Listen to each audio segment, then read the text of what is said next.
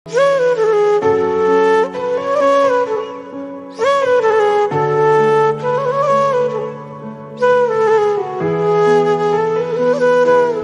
India Rinki चमकांको परलोक स्तन कर्कट सह संघर्ष करी 28 वर्ष रे आखि मुझिले रिंकी।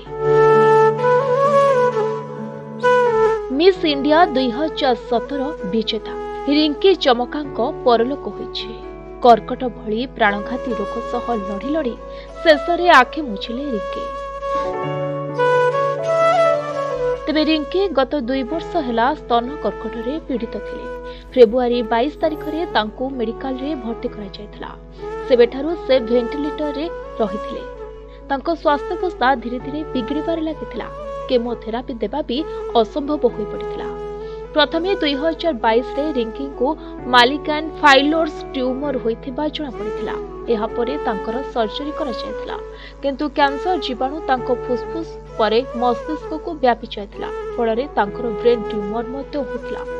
तेज चलित सप्ताहर आरंभ में चमकांक घनिष्ठ बंधु तथा 2017 Miss India runners up Priyanka Kumari Rinki स्वास्थ्यावस्था नहीं सूचना देते। एवं तांको मृत्यु खबर नहीं प्रियंका कहते जे उल्लेखनीय महिला रिंकी प्रकृत में जड़े शक्ति अनुग्रह और उद्देश्य एक प्रतिमूर्ति थे। फेमिना मिस इंडिया 2017 संस्करण में त्रिपुरा को प्रतिनिधित्व करी एही सम्मानर अधिकारी होइथिले, जहा तांकर चित्ताकर्षक उद्यम एवं दयालु मनोभावर प्रमाण। बस एभली किछि लेखा लिखिबा परे एबे से आज आखि मुझि दैछन्ते। Report भंजदत्त news.